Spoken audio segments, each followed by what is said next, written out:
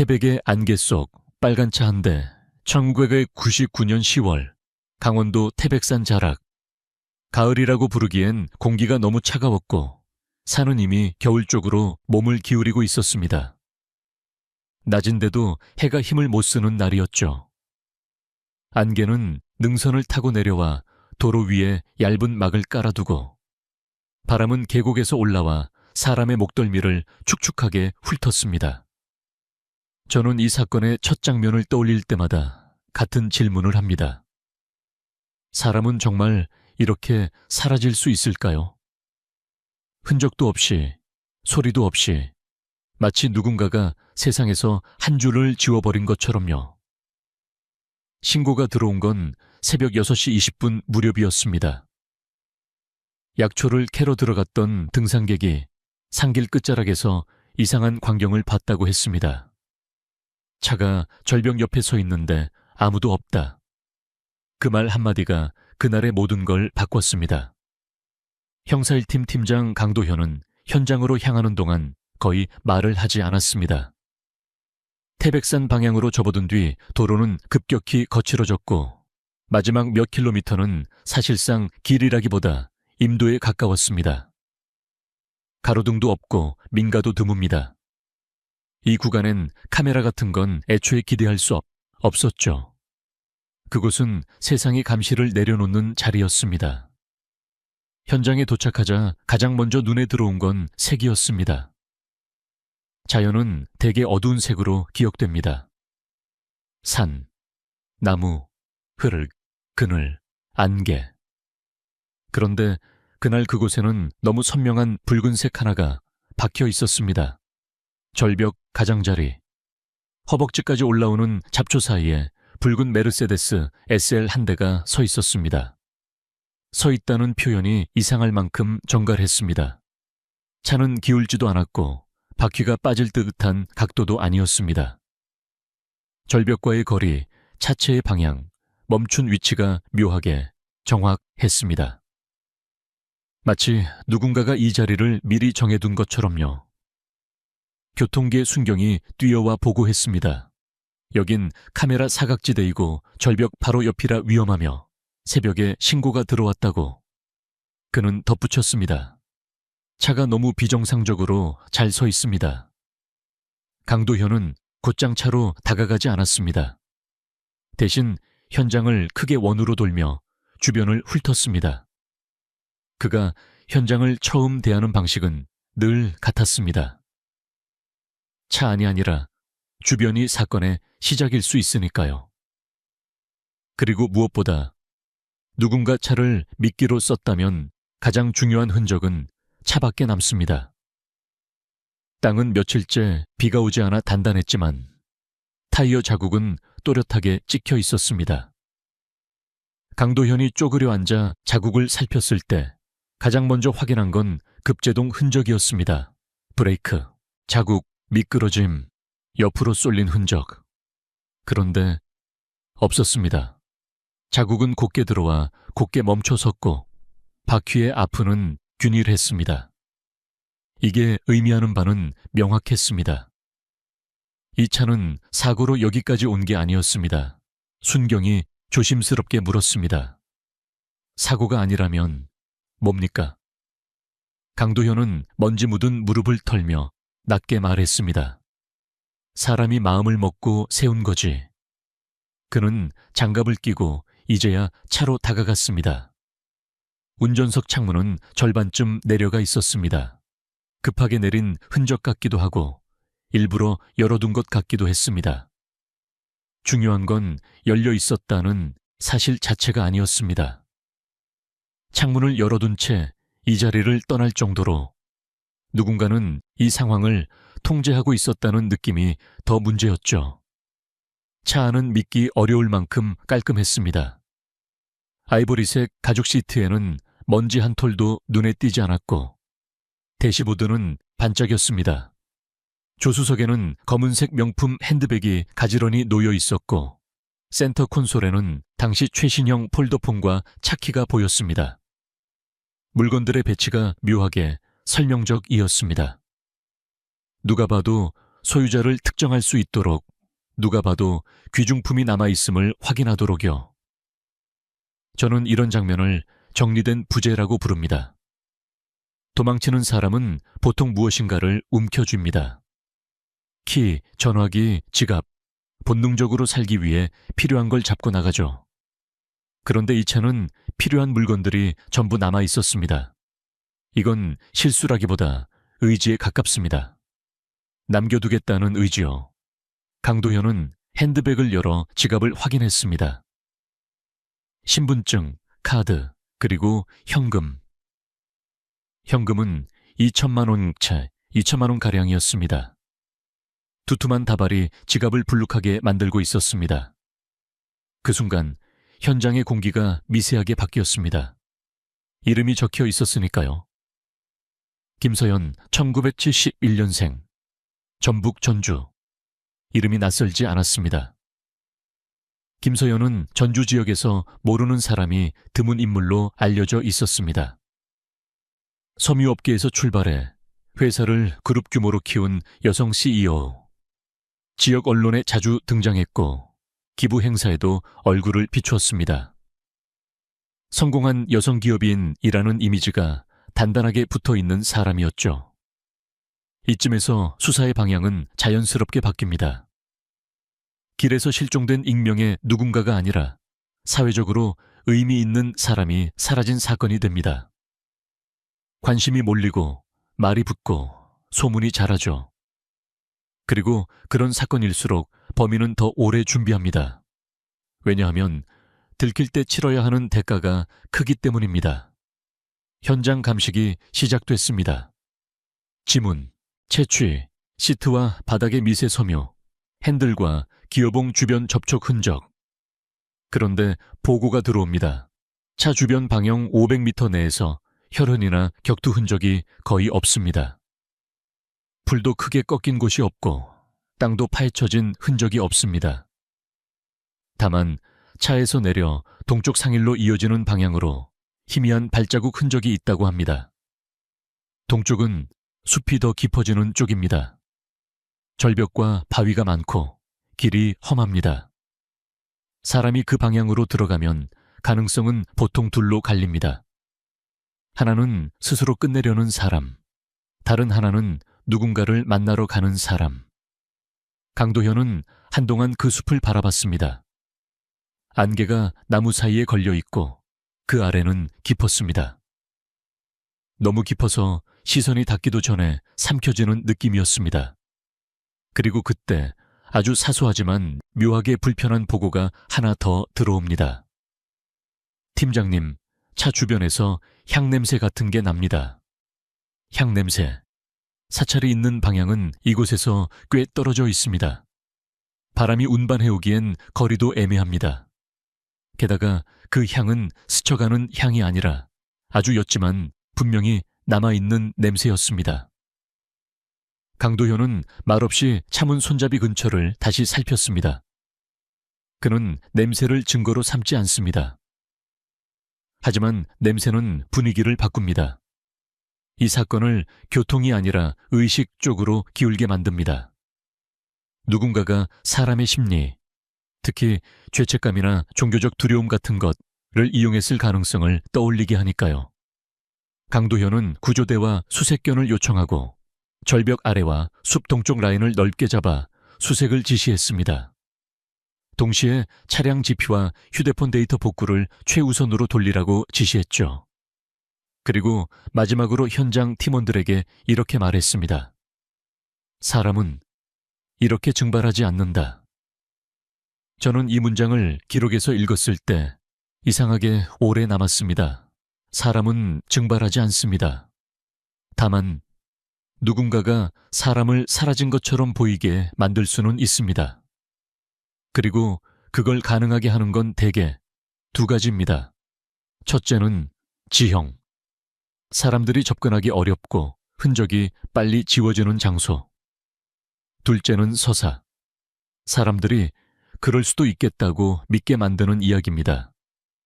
절벽 옆에 서 있는 붉은 차는 지형을 이용한 무대였고 남겨진 핸드백과 전화기와 신분증은 서사를 만들기 위한 소품이었습니다. 강도현이 절벽 끝으로 걸어가 아래를 내려다봅니다. 안개로 아무것도 보이지 않습니다. 그런데 그는 오히려 확신합니다. 김서연은 이 아래에 없을 거라고. 왜냐하면 이 현장은 너무 친절했거든요. 너무 잘 설명되고 너무 잘 정리되어 있었습니다. 현장은 보통 진실을 숨기지만 이 현장은 진실을 안내하고 있었습니다. 그리고 저는 그런 현장을 볼 때마다 한 가지 결론에 도달합니다. 누군가가 우리를 원하는 방향으로 끌고 가고 있다는 것. 우리가 찾는 건 실종자가 아니라 실종을 연출한 사람의 설계도라는 것. 이 사건의 첫 페이지는 태백의 안개 속 빨간 차 한 대로 시작됩니다. 하지만 진짜 이야기는 그 차가 가리키는 절벽 아래가 아니라 차가 우리에게 보지 말라고 말하는 곳에서 시작될 겁니다. 다음 챕터에서 우리는 김서연의 마지막 행선지로 알려진 하늘암이라는 사찰을 따라갑니다. 그녀가 믿었다고 알려진 문, 그리고 그 문 뒤에서 돈과 공포가 어떻게 움직였는지를요. 부재가 남긴 것들, 집, 돈, 그리고 28초 김서연이라는 이름이 현장에서 확인된 순간부터 사건은 더 이상 산길에서 발견된 수상한 차량이 아니었습니다. 그날 오후부터 태백과 전주 사이의 거리는 갑자기 짧아졌고 사람들의 상상은 그보다 더 빠르게 달리기 시작했습니다. 제가 기록을 훑어보며 가장 먼저 느낀 건 수사가 사람보다 체면에 먼저 부딪혔다는 점입니다. 유명인 실종 사건은 언제나 그렇습니다.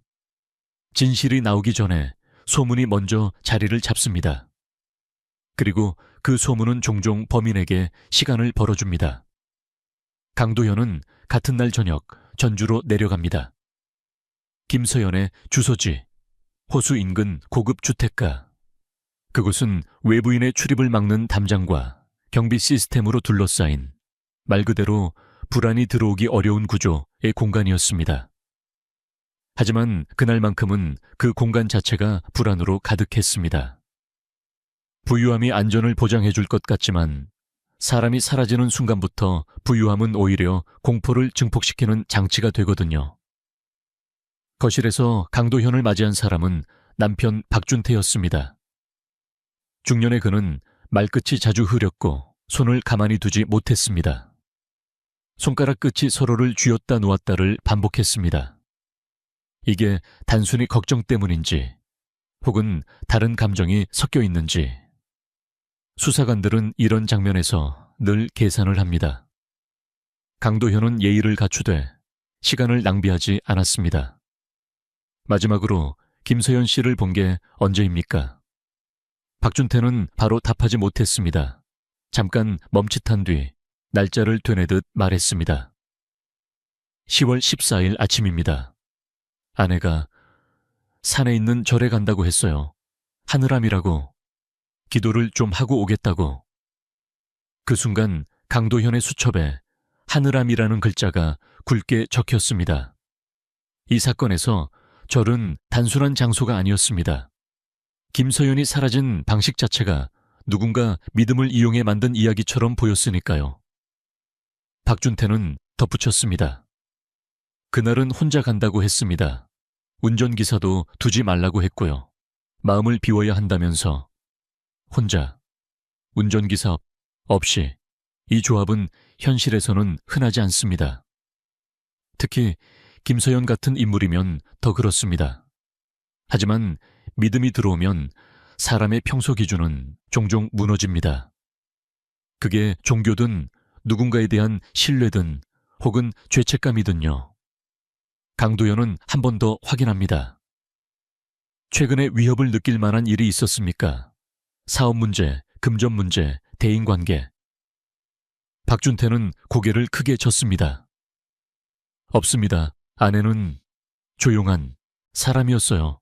회사 일이랑 그거 말고는. 이때 저는 진행자로서 한 가지를 말하고 싶습니다. 조용한 사람이라는 표현은 종종 가장 위험한 은폐가 됩니다. 조용함은 비밀과 잘 어울리거든요. 그리고 성공한 사람의 비밀은 대개 가족도 전부 알지 못합니다. 강도현은 집안의 동선을 확인합니다. 김서연의 방, 드레스룸, 서재. 특별히 어지러운 곳은 없었습니다. 다만 사라지기 직전의 삶이 잘 보이지 않는 집이었습니다. 흔히 실종 사건에서는 집 안에 남겨진 단서가 사람을 끌어당깁니다. 급하게 벗어둔 신발, 꺼내놓은 약통, 찢어진 메모. 그런데 이 집은 너무 정돈되어 있었습니다. 마치 누군가가 원래 이렇게 살던 사람이라고 말하는 듯했죠. 그날 밤 강도현에게 예상 밖의 연락이 하나 들어옵니다. 지역지에서 사회부를 오래 맡아온 기자 이혜린이었습니다. 그녀는 단도직입적으로 말합니다. 팀장님, 하늘암 관련 제보가 있어요. 김서연 씨가 거기에 돈을 꽤 넣었다는 얘기 몇 달 전부터 돌았습니다. 그냥 소문이라고 넘기기엔 이번 사건이 너무 이상해요. 기자는 수사권이 없습니다. 하지만 기자는 냄새를 맡습니다. 특히 돈이 얽힌 냄새는요. 이튿날 아침 강도현은 은행 쪽으로 방향을 틀어 돈을 먼저 확인합니다. 누가 실종되었는지보다 무엇이 움직였는지가 사건의 뼈대를 말해줄 때가 많습니다. 그리고 여기서부터 그림이 조금씩 맞춰집니다. 김서연은 실종 전 한 달 동안 큰 액수의 현금을 여러 차례 인출했습니다. 그 시절은 지금처럼 모바일 뱅킹이 일상인 시대가 아니었고, 그렇다고 해도 고액 현금 인출은 은행 내부 절차가 까다로웠습니다. 기록이 남고 이유가 적히고 종종 담당자 기억에도 남습니다. 조사팀이 확보한 자료에 따르면 김서연은 3번에 걸쳐 합계 2억 원에 가까운 현금을 인출합니다. 가장 큰 인출은 실종 전날이었습니다. 사유는 한 줄로 정리되어 있었습니다. 공덕금 불상 조성 및 사찰공사 공덕금. 이 한 단어가 사건의 성격을 바꿉니다. 단순히 개인이 현금을 인출한 사건이 아니라 누군가에게 건네기 위해 준비한 돈이 됩니다. 그리고 그 누군가가 누구인지 사람들은 대개 이미 짐작합니다. 하늘암, 그곳에 존경받는 인물. 강도현은 은행 기록만으로 확신하지 않습니다. 그는 그 돈이 실제로 이동했는지 확인하려고 김서연의 비서와 회사 회계 담당을 부릅니다. 비서 최유진 가명은 처음엔 겁에 질려 있습니다. 그런데 강도현이 당신을 의심하려는 게 아니다 라고 말하자 마치 기다렸다는 듯 이야기가 터져 나옵니다. 대표님이 그 돈을 꼭 현금으로 가져가야 한다고 했어요. 하늘암 쪽에서 재료비를 현금으로만 처리해야 한다고. 그래서요. 대표님이 직접 가져가야 마음이 편하다고. 그녀는 중요한 말을 하나 더 합니다. 대표님이 그날 아침 검은색 여행 가방 2개를 꺼내서 차에 실었어요. 하나는 오시고 하나는 너무 무거워서 제가 들려고 했는데 못 들게 했습니다. 여기서 우리는 챕터 1의 현장으로 돌아가게 됩니다. 태백절벽 옆에 남겨진 차 안에는 핸드백과 휴대폰과 차키가 있었습니다. 그런데 검은 여행 가방 2개는 없었습니다. 그렇다면 사건에서 사라진 건 사람만이 아니라 그 돈과 함께 사라진 가방입니다. 이쯤 되면 자연스러운 가설이 떠오릅니다. 돈 때문에 벌어진 강도 살인. 그런데 문제는 현장은 그렇게 단순하지 않았습니다. 강도현이 가장 먼저 던진 질문은 이거였습니다. 강도라면 왜 차와 가방, 핸드백과 휴대폰을 남겼지? 범인은 욕심이 많을수록 실수를 합니다. 그런데 이 사건의 범인은 욕심이 있어 보이면서도 한편으론 골라 가져간 흔적이 있습니다. 돈이 든 무거운 가방만 사라지고 다른 고가의 물건은 남아 있습니다. 이건 충동적 강도가 아니라 뭘 가져가야 하는지 알고 있는 사람의 선택 같습니다. 그날 오후 휴대폰 복구팀에서 첫 번째 의미 있는 보고가 올라옵니다. 김서연의 휴대폰은 실종 직전에 28초짜리 통화를 한 번 받았습니다. 수신 시간은 10월 14일 오후 2시 32분. 발신 번호는 등록되지 않은 선불폰. 개통된 지 이틀밖에 안 된 번호였습니다. 그리고 그 통화 이후 그 번호는 다시는 켜지지 않았습니다. 28초. 긴 대화가 오갈 시간은 아니죠. 하지만 길 안내를 하기엔 충분합니다. 약속을 확인하기엔 충분하고 지금 내려와요 같은 한 문장을 던지기에도 충분합니다. 기지국 위치는 더 섬뜩했습니다. 발신은 산 아래 하늘암으로 올라가는 길목 근처에서 잡혔습니다. 그러니까 누군가는 김서연이 산에 오고 있다는 걸 알고 있었고 그 산 아래에서 전화를 걸어 마지막 방향을 밀어 넣었을 가능성이 있습니다. 그리고 결정적으로 교통 CCTV 분석에서 또 하나의 완벽한 불운이 나타납니다. 김서연의 차량이 태백 방향. 고속도로로 진입하는 장면은 찍혔는데 산 입구의 핵심 관문, 관광지 진입 게이트, 그 구간의 카메라가 그 시간대만 고장나 있었습니다. 하필이면 오후 2시부터 4시 사이. 하지만 카드 결제, 기록, 통행권 기록에서 김서연 차량의 통과 흔적은 남아 있었습니다. 즉, 카메라만 눈을 감았고 시스템은 지나갔다고 말하고 있었습니다. 저는 이런 상황을 보면 늘 같은 결론을 내립니다. 사고는 랜덤하게 터지지만 눈 감을 곳만 정확히 눈을 감는 건 랜덤이 아닙니다. 강도현은 그날 저녁 수첩을 펼쳐 단서들을 한 줄로 연결합니다. 고액 현금 인출, 공덕금 명목, 하늘암 운전기사 없이 혼자 이동 28초 선불폰 통화, 산 아래 기지국, 관문 카메라 고장, 핵심 시간대. 절벽 옆에 정돈된 차량 이런 사건에서 범인은 늘 한 가지를 기대합니다. 우리가 가장 그럴듯한 이야기를 믿어주길요. 절벽이니까 자살일 수도 있겠네. 명망가니까 납치일 수도 있겠네. 돈이니까 강도일 수도 있겠네.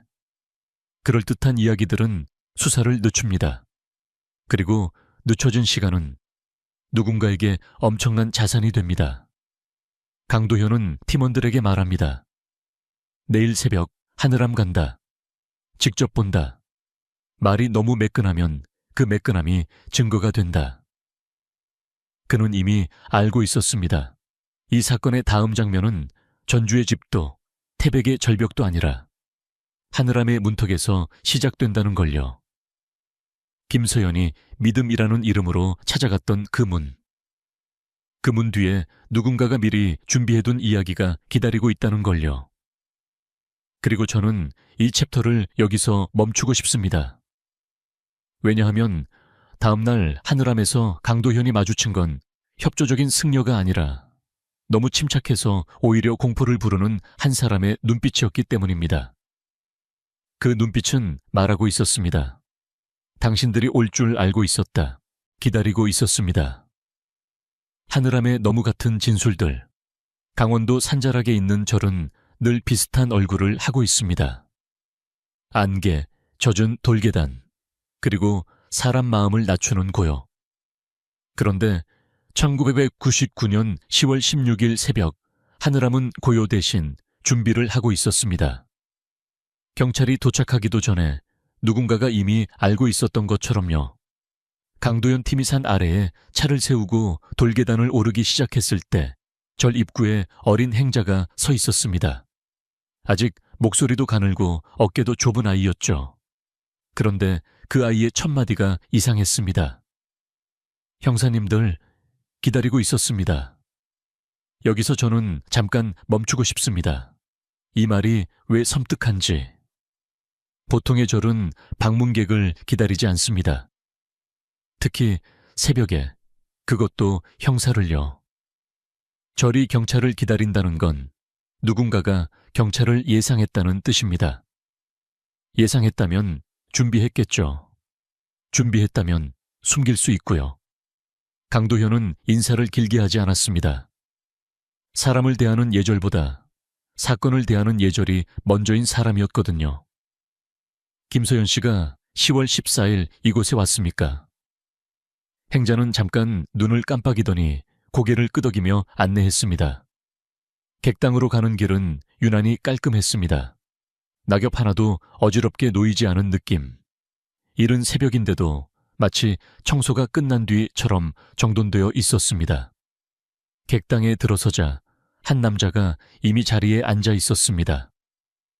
법명 정훈, 하늘암 주지, 50대 초반. 말투는 낮고 부드러웠고 손동작은 느렸습니다. 차를 따르는 속도, 잔을 놓는 위치, 시선을 맞추는 타이밍. 모든 게 훈련된 평정 같았죠. 정훈은 웃지도 않았고 찡그리지도 않았습니다. 그저 도착을 알고 있었다는 듯 자연스럽게 말했습니다. 김서연 보살님 이야기를 들으러 오셨겠지요. 강도현은 바로 묻습니다. 14일 오후에 오셨습니까? 정훈은 고개를 끄덕였습니다. 예, 오후 늦게. 보살님 마음이 많이 무거워 보였습니다. 강도현은 늦게라는 표현을 그대로 두지 않습니다. 몇 시? 정훈은 잠깐도 망설이지 않고 답합니다. 오후 4시쯤입니다. 이 대목에서 저는 기록을 읽다가 펜을 멈췄습니다. 시간을 쯤이라고 말하면서도 너무 정확하게 나오는 사람들. 실제 기억은 그렇게 말하지 않습니다. 실제 기억은 흔들리고 어긋나고 자기 감정에 의해 편집됩니다. 그런데 전군의 말은 감정이 없습니다. 감정이 없는 기억은 종종 맞춰진 기억입니다. 강도현은 압박을 줄이려는 듯 질문을 단순화합니다. 여기서 뭘 했습니까? 정군은 다시 차분하게, 너무 차분하게 답합니다. 공덕금을 내셨고 잠시 이야기를 나눴습니다. 가정과 일 때문에 힘들어 하시더군요. 그리고 5시 반쯤 급한 일이 생겼다며 내려가셨습니다. 강도현의 눈썹이 아주 미세하게 움직입니다. 그 미세함이 수사에서는 큰 뜻을 가집니다. 공덕금은 얼마? 정훈은 여전히 같은 호흡으로 답합니다. 5천만 원입니다. 5천만 원. 강도현은 전날 확보한 은행 인출 기록을 떠올립니다. 김서연은 공덕금 명목으로 2억 원 가까운 현금을 인출했습니다. 비서 최유진의 진술로는 무거운 여행 가방 2개를 실었습니다. 그런데 하늘암은 5천만 원 전만 받았다고 합니다. 이건 단순한 차이가 아닙니다. 사람이 사라진 사건에서 돈의 차이는 거의 언제나 목을 조이는 매듭이 됩니다. 강도현이 질문을 바꿉니다. 그 돈 누가 받았습니까? 어디 기록되어 있습니까? 정훈은 미리 준비한 듯 바로 답합니다. 공덕함으로 들어갔고 회계 담당 승려가 바로 대장에 기록했습니다. 원하시면 확인시켜 드리겠습니다. 말은 친절합니다. 하지만 친절함이 지나치면 그 친절은 방패가 됩니다. 강도현은 그 친절에 기대지 않습니다. 그는 오늘 이 절이 공개된 공간과 숨겨진 공간을 어떻게 나눠 쓰는지 확인하려고 왔습니다. 김서연 씨가 머문 곳으로 안내하십시오. 정군은 고개를 끄덕이며 사람을 붙입니다. 그리고 그 순간 또 이상한 장면이 나옵니다. 복도를 걸어가는데 향 냄새가 과합니다. 은은한 정도가 아니라 코끝이 따끔할 정도로 진합니다. 마치 며칠 동안 계속 향을 피운 것처럼요. 저는 이런 냄새를 좋아하지 않습니다. 향은 마음을 안정시키는 동시에 어떤 냄새를 덮습니다. 좋은 향이 나는데도 불안해지는 장소는 대개 이유가 있습니다. 김서연이 쉬었다는 객실은 작고 단정했습니다. 이불은 하얗게 정리되어 있었고 바닥은 광이 날 정도로 닦여 있었습니다. 먼지 한 톨이 없었습니다. 깨끗하다가 아니라 비현실적으로 깨끗하다는 표현이 맞습니다. 수사관은 이런 방을 보면 본능적으로 생각합니다. 너무 많이 닦았다. 강도현은 과학수사팀에게 바닥, 문 손잡이, 창틀, 에어컨, 필터까지 채취하라고 지시합니다. 그리고 방을 훑던 중 법의학 자문을 맡은 디지털 현장 분석 담당 오지은이 문틀 앞에서 멈춥니다. 팀장님, 이거 보세요. 문틀 어깨 높이쯤 아주 얇은 긁힘이 있습니다. 길이 2cm 남짓. 일반인이 보면 그냥 낡은 흔적이라고 넘길 정도로 미세합니다. 하지만 오지은은 확대경으로 그 안쪽을 봅니다. 그리고 핀셋으로 아주 작은 섬유 조각을 집어 증거 봉투에 넣습니다. 색은 옅은 청록색, 빛을 받으면 은은하게 반짝이는 재질. 김서연의 마지막 의상에 대한 진술, 청록색 실크 블라우스과 겹칩니다. 오지은이 말합니다. 실크 계열이에요. 그리고 끊어진 형태가 떨어진 게 아니라 당겨진 흔적입니다. 강도현이 조용히 묻습니다. 일상적인 움직임으로 여기서 실크가 끊어질까? 오지은이 고개를 젓습니다. 문틀이 단단한데 실크는 부드럽죠. 보통은 긁히지 않습니다. 누군가가 세게 밀리거나 끌리거나 힘이 실려야 이런 형태가 나옵니다. 그 순간 방의 깨끗함이 다른 의미로 바뀝니다. 깨끗한 건 관리가 아니라 처리일 수 있다는 의미로요. 강도현은 정훈을 다시 부릅니다. 정훈은 여전히 표정이 거의 변하지 않은 채 들어옵니다. 문틀의 긁힘과 섬유 조각, 설명하십시오. 정훈은 잠깐 문틀을 들여다봅니다. 그리고 아주 자연스럽게 말합니다. 하늘함에는 보살님들, 신도님들 왕래가 많습니다. 짐이 스치거나 옷자락이 걸릴 수도 있겠지요. 강도현은 그 그럴듯함을 그대로 흘려보내지 않습니다. 왕래가 많다면서 왜 어제 오늘 이렇게 조용합니까? 정훈은 숨을 고르듯 차를 한 모금 마십니다. 기도 기간이라 외부 출입을 줄였습니다. 모든 답이 정갈합니다. 정갈한 답은 듣기 좋습니다. 하지만 사건에서는 듣기 좋은 답이 가장 위험합니다. 왜냐하면 진실은 보통 그렇게 매끈하지 않으니까요. 강도현은 절의 다른 승려들을 한 명씩 불러 따로 조사합니다. 그리고 여기서 두 번째로 큰 이상함이 발생합니다. 승려들의 진술이 너무 똑같았습니다. 김서연은 4시에 왔다. 청록색 블라우스를 입었다. 5시 반에 급히 내려갔다. 공덕금은 5천만 원이었다. 별다른 다툼은 없었다. 시간, 의상, 표정, 말투까지 거의 같은 문장으로 반복됩니다. 저는 이런 진술을 들을 때마다 늘 같은 생각을 합니다. 사람은 기억을 공유할 수 없습니다. 하지만 사람은 이야기를 공유할 수는 있습니다. 그 이야기가 어디서 만들어졌는지, 그건 굳이 말하지 않아도 알겠죠. 강도현은 저를 빠져나오기 전 오지은과 마주서서 낮게 말합니다. 여기서 뭔가 있었다. 그런데 있었다는 걸 증명할 게 없다. 이게 수사의 잔인한 현실입니다. 의심은 충분한데 법은 증거를 요구합니다. 그리고 어떤 범인은 그 법의 구조를 너무 잘 압니다.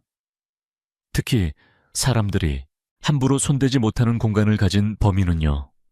하늘함은 종교시설입니다. 여론의 방패가 있고 신도의 방패가 있고 무엇보다 금기의 방패가 있습니다. 절에서 설마라는 말은 사실상 범인에게 가장 달콤한 보험입니다. 그날 내려오는 길, 강도현은 말이 없었습니다. 하지만 그의 침묵은 포기가 아니라 계산이었습니다. 지금 필요한 건 확신이 아니라 돌파구였으니까요. 그리고 저는 여기서 개인적인 말을 하나 덧붙이고 싶습니다. 믿음 자체가 죄는 아닙니다. 절도, 목사도, 성당도 그 자체로 죄가 아닙니다. 하지만 믿음이 돈과 권력의 통로로 변하는 순간 그곳은 가장 안전한 장소가 아니라 가장 완벽한 범행 장소가 됩니다. 사람들은 믿기 때문에 의심하지 않고 의심하지 않기 때문에 늦게 움직이죠. 김서연이 사라진 건 태백 절벽이었습니다. 하지만 김서연의 마지막 흔적은 하늘한 문틀의 실크 섬유였습니다. 작고 보잘것없고 법정에선 약해 보이는 그 한 조각. 그 한 조각이 말하는 건 단순합니다.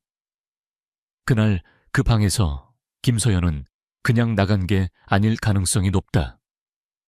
강도현은 산 아래로 내려오며 팀원들에게 지시합니다. 하늘암 차량, 물류, 거래처, 현금 쓰는 곳부터 전부 훑어. 그리고 절 주변 야간에 움직인 차량도 잡아. 사람은 거짓말을 해도 이동은 흔적을 남긴다. 이 챕터의 끝에서 저는 이런 말을 남기고 싶습니다. 하늘암은 너무 차분했습니다. 차분함은 죄가 아닙니다. 하지만 누군가의 실종 앞에서 너무 차분한 건 종종 진실을 숨기는 방식입니다. 다음 챕터에서 강도현은 절 바깥으로 눈을 돌립니다. 절에서 거짓말이 시작됐다면 절 바깥에서 균열이 생길 겁니다. 그리고 그 균열의 첫 이름은 검은 픽업 트럭입니다. 검은 포터. 락스 냄새가 남긴 방향 사건이 항상 피로 시작하는 건 아닙니다. 어떤 사건은 냄새로 시작합니다. 락스 냄새. 누군가가 깨끗함을 강박적으로 만들 때 풍기는 그 냄새. 저는 그 냄새가 나는 현장을 보면 늘 같은 생각을 합니다. 사람이 사라진 자리에서 청결은 미덕이 아니라 의도일 때가 많다고요. 하늘암에서 내려온 뒤 강도현은 수사 방향을 바꿉니다. 절 안에서 더 캐봤자 말만 돌아올 거라는 걸 이미 알았기 때문입니다. 승려들의 진술은 너무 같았고 방은 너무 깨끗했으며 문틀의 실크 섬유 한 조각만이 현실과 거짓 사이에 걸려 있었습니다. 그래서 강도현이 잡은 질문은 이거였죠. 김서연은 절에서 내려간 게 아니라면 누가 어떻게 어디로 옮겼나? 사람 하나를 산에서 사라지게 만드는 건 어렵습니다. 하지만 사람이 사라진 것처럼 보이게 만드는 건 의외로 쉽습니다. 방법은 단순합니다. 움직임을 지우는 게 아니라 움직임을 다른 곳으로 옮기면 됩니다. 절벽 옆에 남겨진 붉은 차. 그건 끝이 아니라 시선이었습니다. 사람들이 절벽 아래만 바라보게 만드는 장치. 그러면 진짜 움직임은 그 반대편, 절이나 산길, 어딘가에서 벌어져도 한동안 숨을 수 있습니다. 강도현은 태백산 아래쪽 하늘암으로 오르는 길목을 다시 훑습니다. 그곳엔 정식 택시만 있는 게 아니었습니다. 당시에도 산 입구엔 늘 아름아름 움직이는 차들이 있었죠.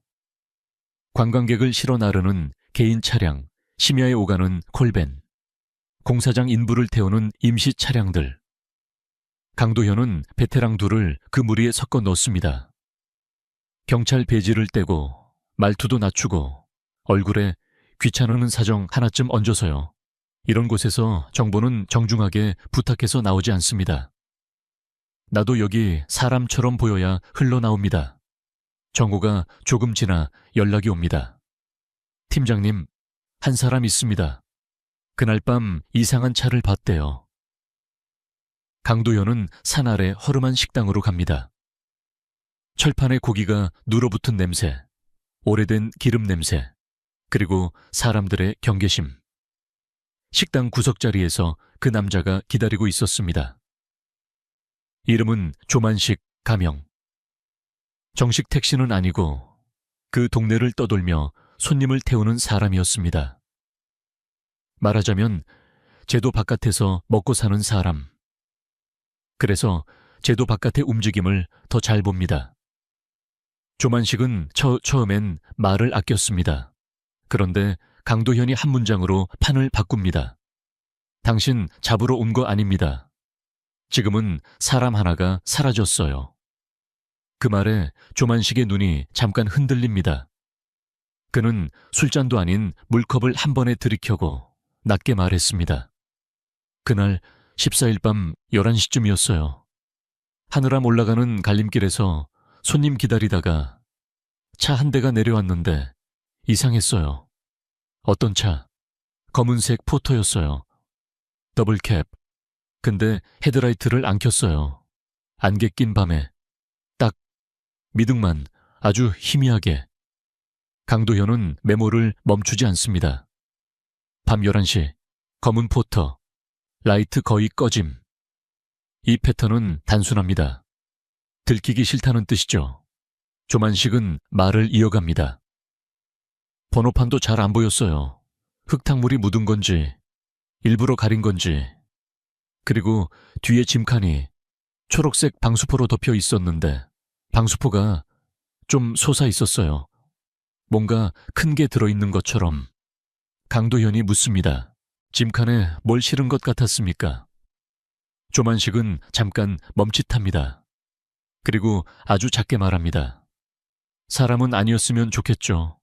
근데 그 냄새가요. 무슨 냄새? 락스 냄새랑 비린내인데 생선 비린내가 아니라 철 냄새 같은 비린내. 짧게 훅 들어왔다가 사라졌어요. 저는 여기서 개인적으로 숨이 막혔습니다. 사람들이 피 냄새를 잘 모른다고 생각하지만 의외로 몸은 압니다. 철 냄새, 오래된 동전 같은 냄새. 그 냄새는 설명보다 빠르게 공포를 불러옵니다. 강도현은 마지막을 확인합니다. 그 차가 어디로 갔습니까? 조만식은 산 아래 서쪽을 가리킵니다. 공사장 쪽으로 빠졌어요. 도로 확장 공사하던데. 공사장, 밤에 움직이는 차, 방수포, 락스 냄새. 이 조합이 뜻하는 건 하나입니다. 운반입니다. 강도현은 곧바로 하늘암이 소유한 차량을 조회합니다. 그리고 결과가 너무 빨리 맞아떨어집니다. 하늘암 명의로 등록된 차량이 있었습니다. 검은색 포터 1대, 사찰 물품 운반용. 절에서 물건을 옮기는 트럭이 있는 건 이상하지 않다고 생각할 수 있습니다. 맞습니다. 트럭이 있다는 사실 자체는 의미가 약합니다.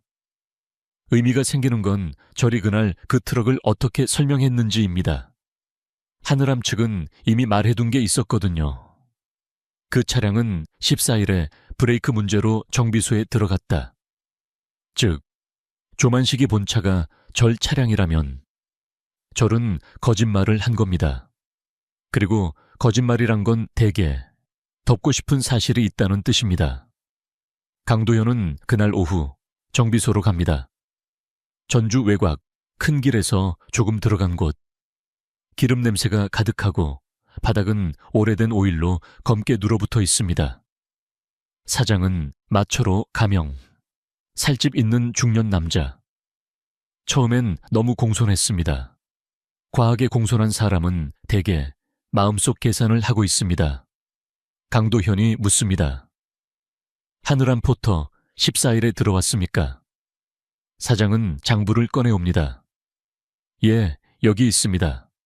14일, 브레이크 수리. 강도현은 장부를 보는 척만 하지 않습니다. 장부의 잉크를 봅니다. 장부의 필압을 봅니다. 장부의 페이지 흐름을 봅니다. 그리고 바로 느낍니다.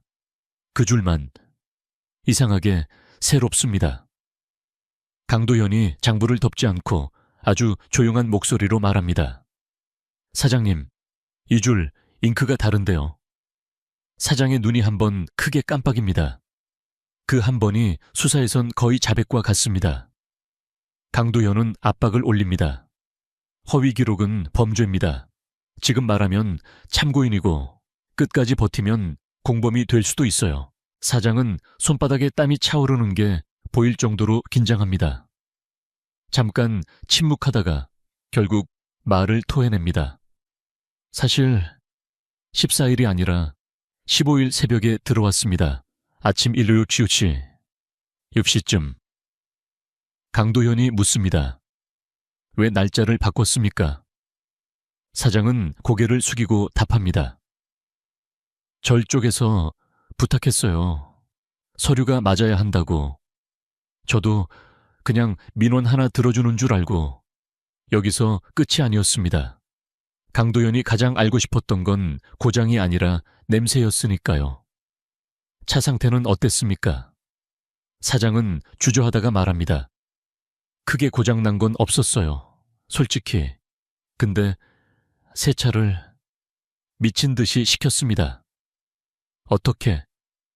짐칸을 산업용 세제로 박박 문지르게 했고 실내 매트도 다 떼서 빨라고 했고 특히 짐칸 틈새, 배수홈 같은 데를 계속 씻으라고.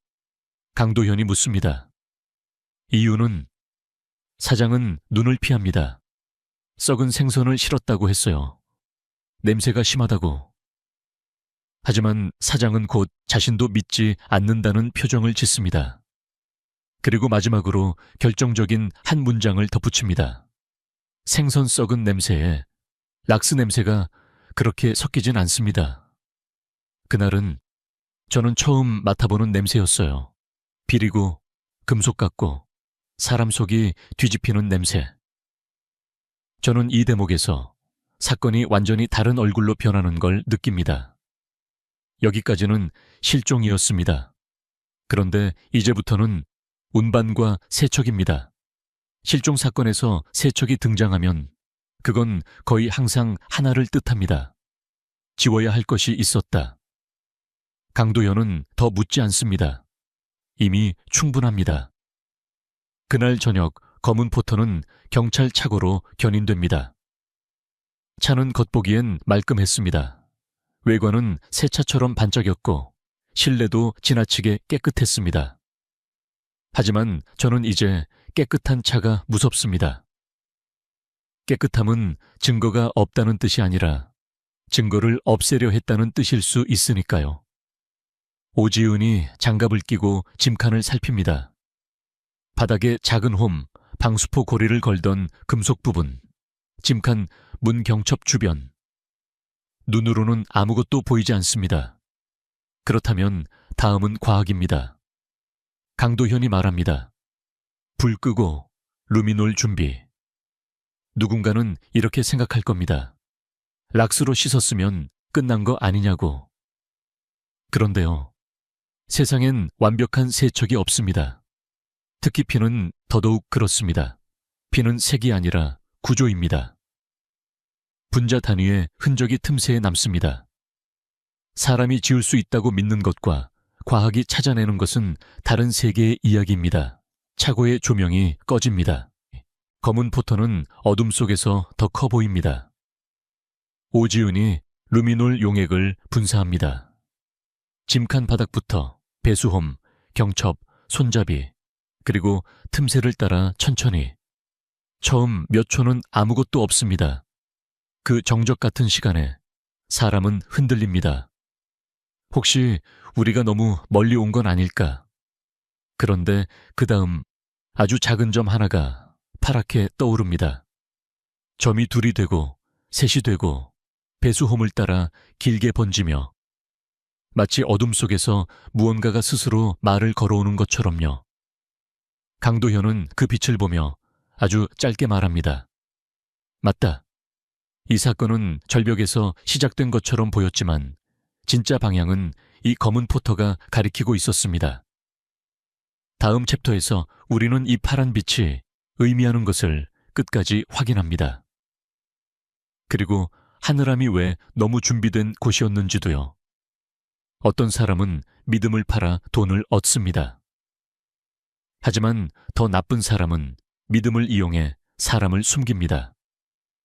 새벽에 압수수색, 신성함 뒤에 숨겨진 문, 1999년 10월 17일 새벽. 하늘함은 예불이 아니라 영장으로 하루를 시작했습니다. 절은 원래 사람이 마음을 내려놓는 곳이라고들 말하죠. 그런데 그날 하늘함에서 내려놓인 건 마음이 아니었습니다. 누군가가 필사적으로 내려놓으려 했던 건 흔적이었습니다. 루미놀 반응이 파랗게 번진 순간 강도현은 알고 있었습니다. 검은 포터의 짐칸이 그냥 더러웠던 것이 아니라 지워야 할 것이 있었던 공간이라는 걸요. 오지은은 곧바로 추가 시약을 대조했습니다. 사람 혈흔 가능성을 높이는 반응이 나왔지만 문제는 늘 그 다음이었습니다. 락스 세척이 있었고 산속 습기와 시간도 있었고 무엇보다 이 사건은 누가 봐도 이상한데도 법적으로는 늘 한 발씩 늦게 움직여야 했습니다. 그리고 하늘암은 그런 늦음을 가장 잘 이용할 수 있는 곳이었습니다. 절은 신성함을 무기로 갖습니다. 수사기관은 절차를 무기로 갖고요. 둘이 충돌하면 무섭게도 자주 신성함이 이깁니다. 적어도 초반에는요. 강도현은 그걸 알면서도 영장을 밀어붙였습니다. 차량에서 혈흔 반응, 차고지 장부 조작, 심야 운행 목격자, 그리고 김서연의 실종 동선이 하늘암과 맞물리는 정황, 사찰 내부 압수수색, 긴급. 검찰은 난색을 보였습니다. 종교시설, 지역 여론, 명망, 잘못 건드리면 커진다는 그 익숙한 논리. 하지만 강도현은 그 논리의 반대편에 무엇이 숨어 있는지 현장에서 너무 많이 봤습니다. 잘못 건드리면 커진다는 말은 종종 건드리지 않으면 덮인다의 다른 표현이었습니다. 새벽 5시 10분, 하늘암 뒤쪽 임도를 따라 차량이 조용히 올라갑니다. 사이렌도 확성기도 없습니다. 불필요한 소라는 증거를 도망가게 만들 뿐이니까요. 경찰 특공대까지는 아니었지만 형사대와 기동인력, 과학수사팀, 그리고 탐지견이 함께였습니다.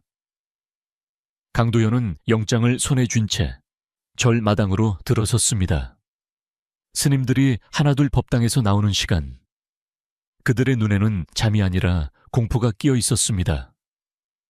사람이 죄를 지으면 흔히 불안이 먼저 오지만 이곳에서 보인 건 불안보다 당혹감이었습니다.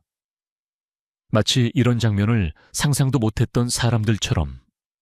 그때 주지정은이 나타났습니다. 전날과 똑같은 평정, 똑같은 눈빛, 한치의 흐트러짐도 없이 합장하며 말합니다. 형사님들 또 오셨군요. 강도현은 인사 대신 영장을 펼쳤습니다.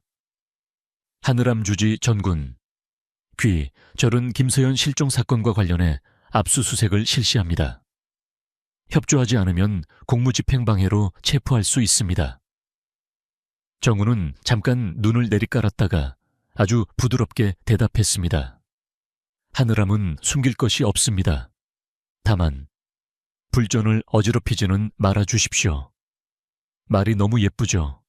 그런데 저는 이런 말이 나오면 더 불안해집니다. 정말 숨길 것이 없는 사람은 보통 이렇게 정교한 문장을 즉시 꺼내지 않습니다. 수색은 체계적으로 진행됐습니다. 숙소, 공양간, 창고, 차량 보관소, 법당 주변. 대부분은 너무 깨끗했습니다. 하늘암의 청결은 이미 하나의 특징처럼 보였고 그게 오히려 더 이상했습니다. 사건 직후라면 사람은 흔들리고 실수하고 어수선해져야 하거든요. 그런데 하늘암은 마치 누가 수색을 올 것을 알았던 듯 움직여 있었습니다. 보고는 계속 특이사항 없음이었습니다. 시간이 흘러갈수록 강도현의 얼굴은 굳어갔습니다. 지금 이 수색이 끝나면 여론은 경찰이 저를 난장판으로 만들고도 아무것도 못 찾았다고 말할 겁니다. 그 순간부터 사건은 더 깊은 수렁으로 들어가겠죠. 그때 젊은 형사 하나가 뛰어옵니다. 팀장님, 뒤편에 이상한 구역이 있습니다. 절 뒤쪽 본당 뒤로 더 들어가면 낮은 담장과 철문이 하나 나옵니다. 문에는 팻말이 걸려 있었습니다. 주지 수행실, 출입 금지. 금지라는 단어는 수사에서 종종 안내 표지판입니다. 들어가지 말라고 적혀 있는 곳엔 들어가야 할 이유가 생깁니다. 강도현이 정군을 불렀습니다. 이곳은 영장 범위에 포함됩니다. 문 여십시오. 정군의 표정이 처음으로 아주 미세하게 변했습니다. 정말 아주 미세하게요. 하지만 강도현은 그런 미세함으로 밥을 먹는 사람입니다. 그곳은 수행 중인 공간입니다. 외부인이 들어오면 들어갑니다. 강도현은 단호했습니다. 정우는 열쇠를 꺼내며 끝까지 수행이라는 단어를 붙들었습니다. 마치 그 단어가 법을 밀어낼 수 있다는 듯이요. 문이 열렸고 안에는 작은 마당과 단층 건물이 있었습니다. 겉으로 보기엔 소박한데 이상하게도 주변과 동떨어져 있었습니다. 절의 오래된 건물들과 달리 이 건물은 최근에 지어진 느낌이 강했습니다. 강도현은 내부에 들어가자마자 공간을 걸어봅니다. 그리고 멈춥니다. 바깥에서 본 길이와 안쪽의 길이가 맞지 않았습니다. 오지은, 치수재.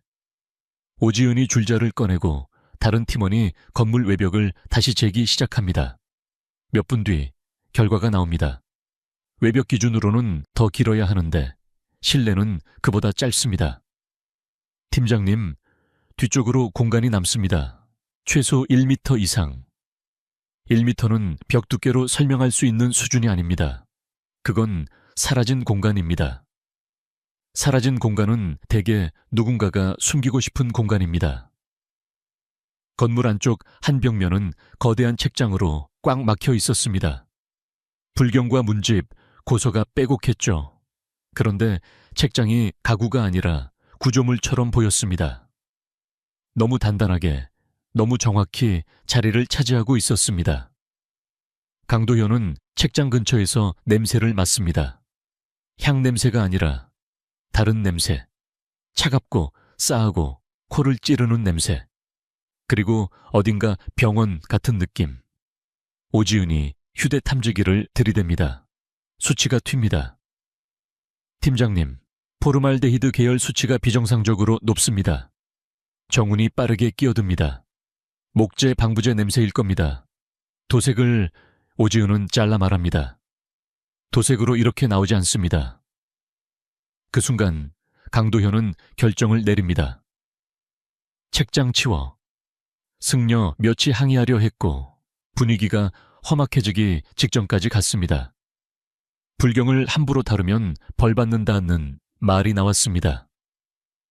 하지만 강도현은 거기서 물러서지 않았습니다.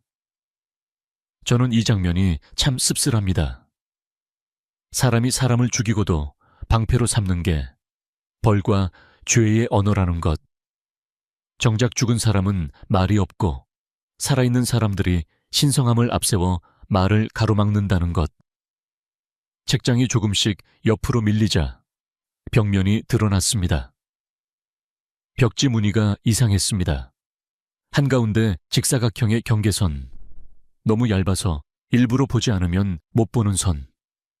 강도현이 칼끝으로 벽지를 살짝 긁어냅니다. 그리고 그 안에서 드러난 건 석고벽이 아니라 철문이었습니다. 손잡이도 없고 작은 패드만 달린 잠금 장치가 있는 문. 정군의 목에서 처음으로 숨이 새어나왔습니다. 그 숨소리 하나가 그날의 진술보다 더 많은 말을 했습니다. 이게 뭡니까? 정우는 말이 꼬였습니다. 창고입니다. 오래된 물품을. 강도현은 더 묻지 않았습니다. 그 대신 열어라 라고 했고 정훈이 머뭇거리자 곧바로 물리적 절차로 넘어갔습니다. 개문 장비가 준비되고 주변이 통제됩니다. 철문이 벌어지는 순간 차가운 공기가 밀려 나왔습니다. 산속의 차가움과는 다른 기계적인 냉기, 그리고 락스 냄새와 섞인 이상한 금속성 비린내.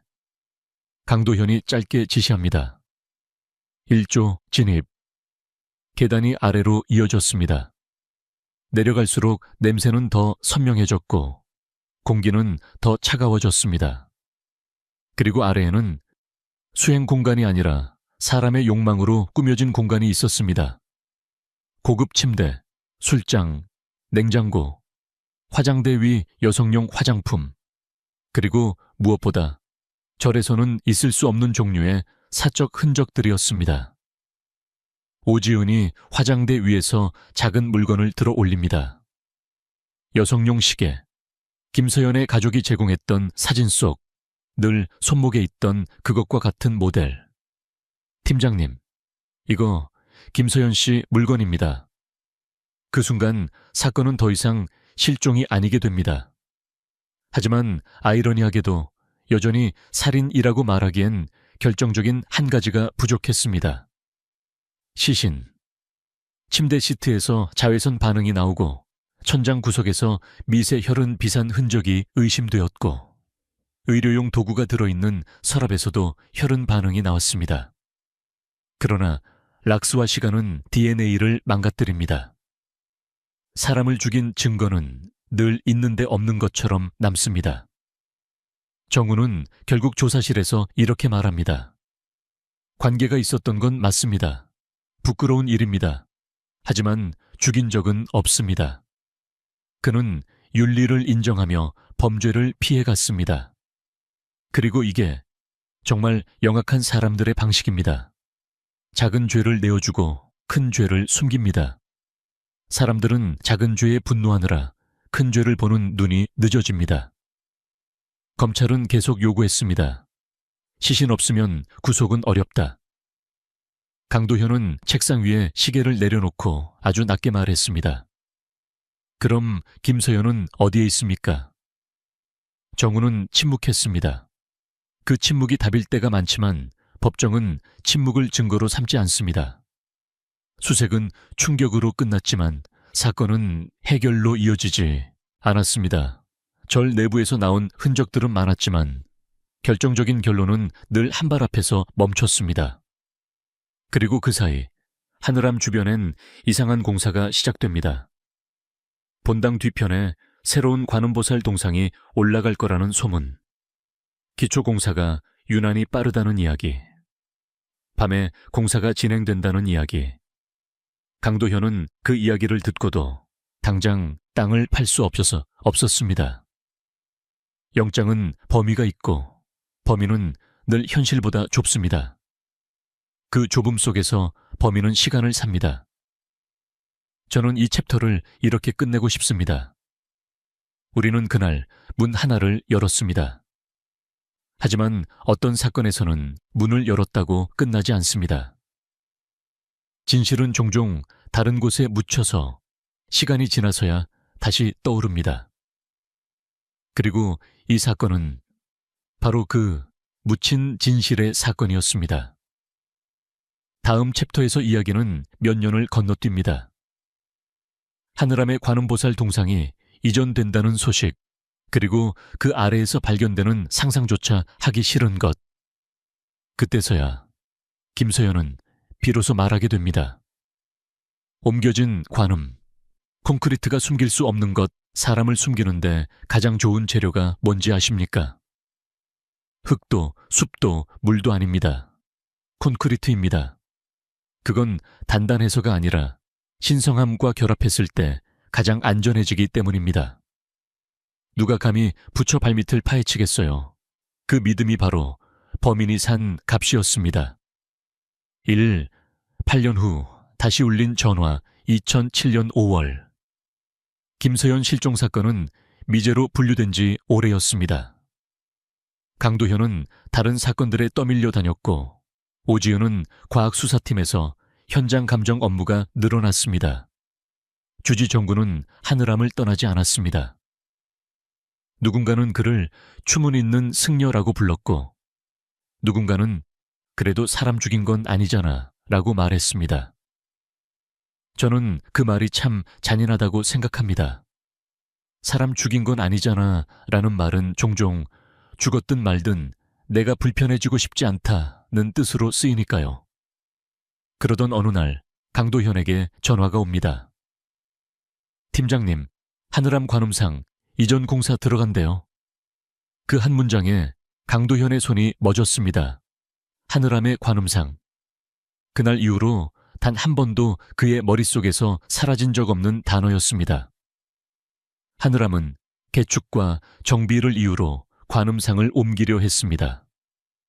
공사업체는 흔쾌히 작업을 받았지만 문제는 기단, 받침대이었습니다. 너무 컸고 너무 무거웠고 무엇보다 비정상적으로 속이 잡히는 느낌이 있었다고 했습니다. 작업자가 장비로 흔들어 보니 내부에서 미세한 울림이 느껴졌다는 겁니다. 현장 소장은 말을 이렇게 했다고 합니다. 기단이 그냥 통짜가 아닌 것 같아요. 아니, 이상합니다. 강도현은 전화를 끊자마자 서랍 깊숙이 넣어두었던 파일을 꺼냅니다. 1999년 10월 새벽 압수수색 지하공간 김서연의 시계 혈흔 반응 그리고 시신 없음. 그가 그 파일을 덮을 때마다 스스로에게 했던 말이 있었습니다. 언젠가 땅이 말할 것이다. 히키, 신성한 공사에 끼어든 절차 관음상 이전은 종교 행사처럼 진행되려 했습니다. 하늘암은 불사를 위한 작업이라며 신도들을 불렀고 승려들은 잡음이 생기지 않게 절차를 통제하려 했습니다. 하지만 공사업체에 신고가 들어온 이상 행정기관이 움직입니다. 안전점검, 구조검토, 그리고 그 과정에서 나온 단어 하나가 경찰을 다시 부릅니다. 공사 기록이 이상합니다. 하늘암 기단은 1999년 김서연 실종 직후에 세워졌고 당시 공사 기록은 유난히 빈약했습니다. 야간 작업이 많았고 자재 반입 기록이 뚝 끊긴 날들이 있었습니다. 이상하게도 그 틈은 늘 그 주에 몰려 있었습니다. 강도현은 관할서의 후배 형사와 함께 다시 산을 오릅니다. 8년 만에 보는 하늘암의 마당은 겉모습만큼은 여전히 평온했습니다. 그 평온이 더 서늘했습니다. 사건이 있었던 공간이 아무 일 없었다는 듯 유지되는 모습을 보면 피해자만 시간이 멈춘 것 같거든요. 주지 정구는 예전보다 늙어 있었지만 눈빛은 여전했습니다. 다만 이번엔 강도현의 눈빛도 달랐습니다. 젊을 때의 분노는 마모되고 대신 오래 묵은 확신이 자리 잡은 눈빛. 정구는 애써 태연하게 말합니다. 또 오셨군요. 8년이 지났는데도. 강도현은 대꾸하지 않고 기단을 바라봅니다. 콘크리트 표면은 새 것처럼 매끈했지만 하단부에 미세한 균열이 있었습니다. 오래된 균열이 아니라 내부 압력 때문에 생기는 종류의 균열. 그리고 기단의 크기 역시 상체 관음상의 비례에 비해 과하게 컸습니다. 그때 오지은이 장비를 들고 들어옵니다.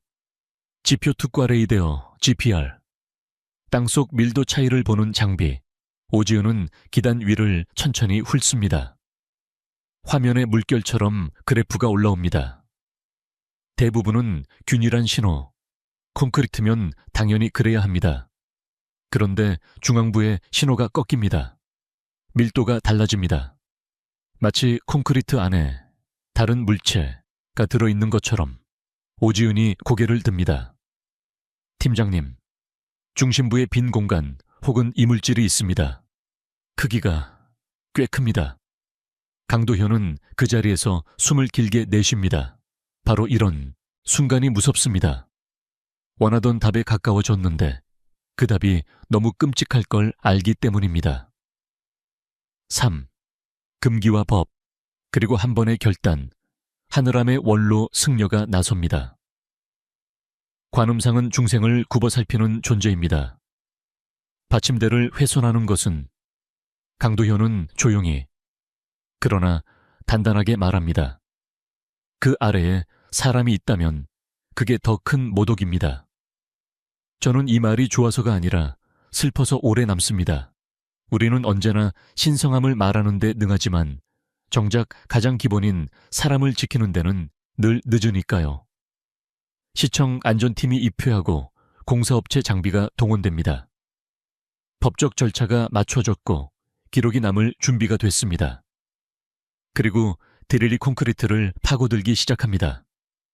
처음엔 흰 먼지만 쏟아집니다. 몇 분이 지나자 드릴의 소리가 변합니다. 딱딱한 물질을 뚫던 소리에서 조금 더 무른 것을 건드리는 소리로. 작업자가 기계를 멈추고 말합니다. 안에 뭔가 있습니다. 그 다음은 냄새였습니다. 콘크리트 먼지 냄새가 아니라 눅눅하고 텁텁한 숨을 막는 냄새. 오지은이 즉시 현장을 통제하고 마스크를 강화합니다. 수작업으로 진행하세요. 증거 훼손됩니다. 콘크리트 조각이 하나둘 벗겨지고 내부가 드러납니다. 검은색 표면, 직사각형의 형태, 바퀴가 달린 여행용 캐리어 같은. 저는 이때부터 마음이 무너집니다. 우리는 이미 알고 있었죠. 하늘암 지하 공간에서 나온 시계, 혈흔, 의료도구, 그 모든 것의 결말이 어디로 향하는지. 하지만 알고 있는 끔찍함과 마주하는 끔찍함은 다릅니다. 캐리어가 끌려 나오는 순간 현장에 있던 누구도 쉽게 말을 하지 못합니다. 강도현은 기록을 확인하고 위치와 방향을 사진과 영상으로 남기게 합니다. 그리고 오지은이 고개를 끄덕입니다. 개봉하겠습니다. 캐리어를 여는 과정은 가능한 한 조심스럽게 진행됩니다. 안에 든 것이 물건이 아니기 때문입니다. 지퍼가 열리고 내부가 보입니다. 여러 겹으로 감긴 비닐. 그 안쪽에 사람의 형태가 접혀 있습니다. 여기서 저는 자세한 묘사를 길게 하지 않겠습니다. 왜냐하면 공포를 만드는 건 잔혹한 디테일이 아니라 단 하나의 사실이면 충분하거든요. 김서연은 돌아오지 못했습니다. 오지은은 현장에서 신원을 확인할 수 있는 단서들을 조심스럽게 확보합니다. 옷감, 장신구, 그리고 지하 공간에서 발견된 시계와 일치하는 흔적들. 현장 감정은 빠르고 정확하게 진행됩니다. 동시에 탐지견과 수색팀이 주변을 더 훑습니다. 그리고 캐리어, 주변에서 추가로 발견됩니다. 천조각, 승려의 법위로 보이는 황색 계열의 옷감. 그리고 길쭉한 끈 형태의 섬유. 매듭의 형태가 단순한 장식끈이 아니라 강한 힘을 견디도록 꼬인 종류입니다. 강도현은 그걸 보며 아주 낮게 말합니다. 이제 끝까지 간다. 4. 땅이 말한 뒤 남는 것은 사람의 목, 하늘암은 순식간에 뒤집힙니다. 신도들은 오열했고 어떤 이는 주저앉았고 어떤 이는 분노했습니다. 하지만 저는 그 반응들 속에서 또 하나의 감정을 봅니다. 회피입니다. 설마 그럴 리가. 그래도 절이잖아. 이건 누가 조작한 거야. 사람들은 종종 믿음을 지키기 위해 진실을 의심합니다. 그런데 저는 반대로 생각합니다. 믿음이 진짜라면 진실 앞에서 무너지지 않아야 합니다. 무너진다면 그건 믿음이 아니라 환상이었겠죠. 강도현은 산 아래로 내려가는 길에서 오지은에게 묻습니다. DNA는 가능할까? 오지은은 잠시 생각하다가 답합니다. 시간이 오래됐지만 비닐로 밀봉돼 있었고 콘크리트가 외부 공기를 차단했습니다. 가능성 있습니다. 그리고 기단 안에 있었다는 사실 자체가 이미 강력합니다. 강도현은 고개를 끄덕입니다. 하지만 그의 눈은 이미 다음 장면을 보고 있었습니다. 전군을 다시 앉혀야 합니다. 이번엔 윤리가 아니라 살인으로. 그리고 저는 이 챕터를 이렇게 정리하고 싶습니다. 어떤 범죄자는 사람을 죽이고 나서도 평온하게 예불을 올립니다. 왜냐하면 그 평온은 마음의 평화가 아니라 아직 들키지 않았다는 안도이기 때문입니다. 그 안도는 오래 가지 못합니다. 피해자는 말이 없지만 시간은 결국 땅을 움직이거든요. 다음 챕터에서는 정훈의 붕괴, 그가 끝까지 버티려 했던 이야기가 어떻게 무너지는지, 그리고 8년의 공백이 남긴 대가가 무엇인지, 김서연의 마지막 순간이 어떤 방식으로 재구성되는지까지 다룹니다. 관음상 아래에서 늦게 도착한 공소, 그리고 남겨진 진실. 2007년 5월 18일. 하늘암 관음상 기단에서 캐리어가 올라온 날, 사건은 다시 시작된 게 아니라 처음으로 끝을 향해 움직이기 시작했습니다. 저는 이 표현이 잔인하다는 걸 압니다. 하지만 미제 사건의 시간은 그렇게 흘러갑니다. 피해자는 8년 동안 그대로인데 세상은 그 8년을 지나간 일로 바꿔버리거든요. 1. 체포는 빠르고 진실은 느리다. 캐리어가 발견되자마자 강도현은 정훈을 긴급 체포합니다. 이건 감정이 아니라 절차였습니다. 현장에 시신이 있고 현장과 용의자의 집에 영역이 연결되고 이전 수사에서 확보한 지하 공간, 은닉시설이라과 물증들이 다시 살아났습니다. 그날 오후 하늘암은 언론으로 가득 찼습니다. 기자들은 같은 질문을 반복했습니다. 진짜 절에서 사람이 죽었습니까? 주지가 살해한 겁니까? 경찰은 왜 8년이나 걸렸습니까? 그 질문은 쉬워 보이지만 정작 그 안엔 아무도 책임지고 싶지 않은 문장이 숨어 있습니다. 왜 늦었나? 라는 질문은 누가 늦췄나?로 바뀌어야 하거든요. 그리고 그 누가 안에는 범인만 있는 게 아니라 눈을 감아준 사람들, 불편함을 피한 사람들, 진실보다 체면을 선택한 사람들도 들어갑니다. 1위, 과학수사가 채우는 8년의 공백. 오지은은 시신의 신원 확인과 사망 원인 재구성에 들어갑니다. 콘크리트는 사람을 숨기기 좋은 재료지만 동시에 외부 공기를 차단해 일부 증거를 보존하기도 합니다. 비닐로 여러 겹 밀봉돼 있었던 점도 중요했습니다. 확인된 건 3가지였습니다. 신원, 유류품과 치아 기록, 그리고 제한적이지만 확보된 DNA로 김서연님이 확정됩니다. 사인, 경부 압박 흔적이 뚜렷합니다. 끈이나 로프 형태의 섬유가 강하게 작용했을 가능성이 큽니다. 저항 흔적, 손톱 및 미세 조직과 섬유가 검출됩니다. 시간이 오래됐어도 경유는 아니었습니다. 그리고 여기서부터 사건은 단순히 절에서 벌어진 살인이 아니라 왜 하늘암이 그렇게 깨끗했는지를 설명하기 시작합니다. 1999년 지하 은닉 공간에서 확보했던 여성용 시계와 유류품이 김서연의 소지품으로 다시 확인됩니다. 포터 짐칸에서 나온 혈흔 반응과 현장에서 회수한 섬유, 끈의 결이 맞물립니다. 차고지 장부 조작을 시킨 인물, 차량을 세척한 인물, 공사 기록을 비워둔 인물이 하나의 선으로 이어집니다. 8년 전 강도현이 느꼈던 공간이 맞지 않는다. 는 감각은 추리가 아니라 도면과 기록으로 증명됩니다.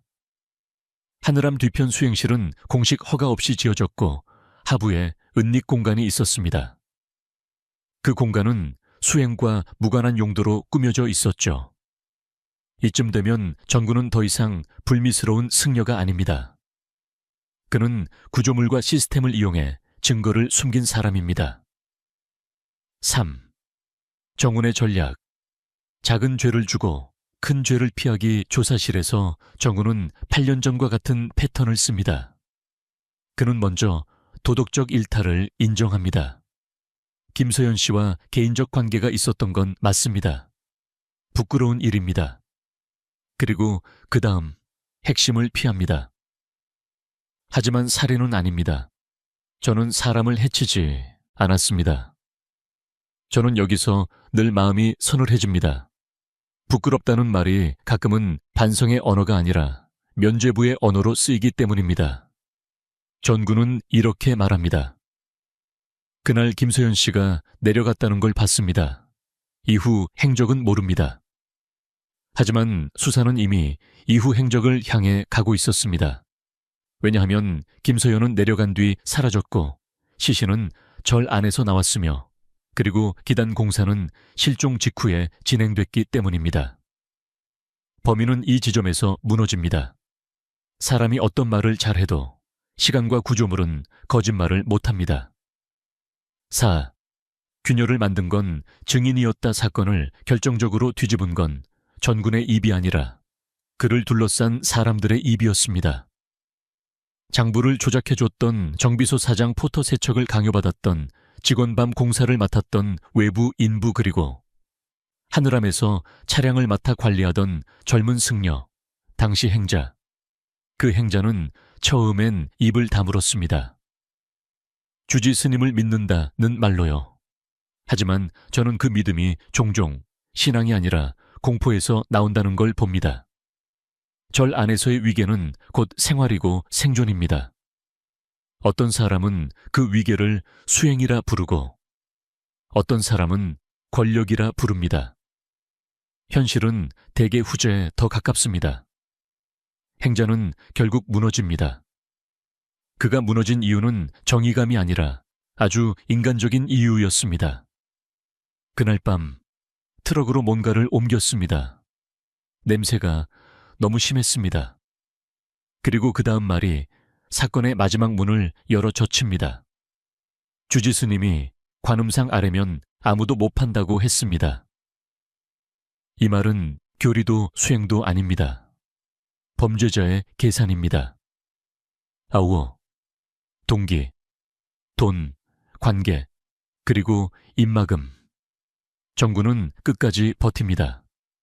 하지만 과학수사 결과가 하나씩 나오면서 그는 더 이상 설명할 수 없게 됩니다. 손톱 및 미세 조직이 정운과 유전자적으로 강하게 부합근 형태 섬유와 경부 압박 흔적의 일치 지하 공간에서의 혈흔 흔적과 시간대 재구성, 그리고 무엇보다 기단 내부의 시신 은닉이라는 의도성. 결국 정운은 선택합니다.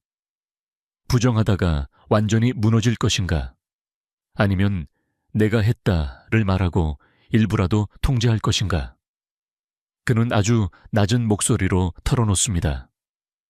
김서연은 하늘함에 막대한 돈을 댔습니다.